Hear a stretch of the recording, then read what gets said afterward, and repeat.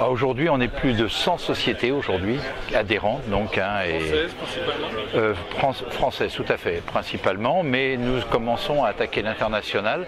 On est très fortement sollicité par Bruxelles, la Belgique vient aussi, la Suisse vient aussi nous demander. Bon, nous ne sommes pas tout à fait prêts encore à pouvoir nous exporter.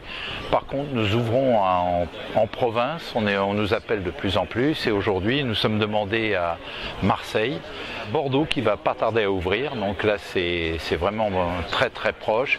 Il y a Lille aussi qui veut vraiment, les adhérents nous demandent d'intervenir aussi pour eux. Donc voilà, on va partir en province et je pense que ce sera un très grand moment pour le CESIT. Les membres sont des responsables d'exploitation, des directeurs d'exploitation, c'est ça? Oui, en général, c'est souvent... on a aussi quelquefois des services aux collaborateurs, services généraux, mais c'est très fortement des DSI.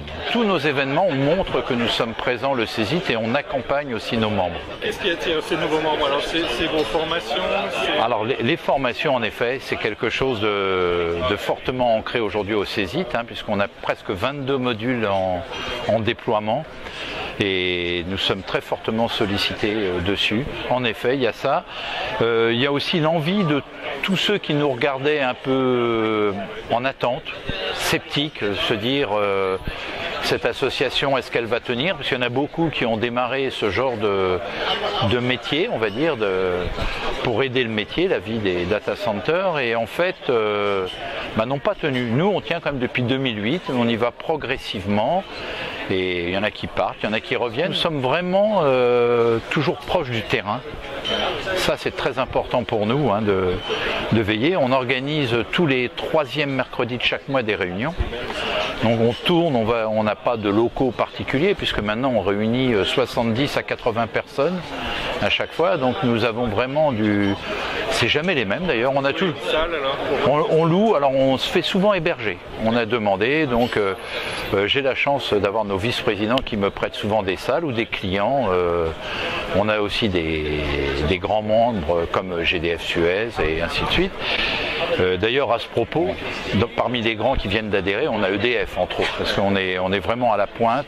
On essaye toujours d'aller chercher les innovations. Ça veut dire, pour nous, c'est quand même rassurant. On sait qu'en France, on a des vrais data centers qui tiennent, surtout, qui tiennent bien la route, qui sont très solides, et ça c'est important que l'on fasse du cloud n'importe où, mais quelquefois quelque part il faut avoir de la solidité sur les data centers, et on entend très très peu de pannes, de soucis ou de problèmes. Beaucoup sont en interne au niveau de leur exploitation, alors soit par mesure de sécurité, ils souhaitent rester autonomes, les banques souvent, ou alors elles délèguent tout ce qui n'est pas vraiment critique pour leur entreprise. Mais on a les banques, assurances qui restent dans leurs propres locaux et on les aide aussi au CESIT puisqu'ils sont chez nous, donc ils prennent les bonnes pratiques, et ça c'est important. Chacun devrait réfléchir avant de dire je délègue totalement mon informatique.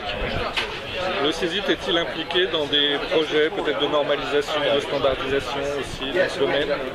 Alors oui, nous sommes maintenant partenaires du BICSI, donc c'est important parce que pour nous, eux ils ont 45 000 membres sociétés dans le monde, donc on est leurs représentants en France entre autres.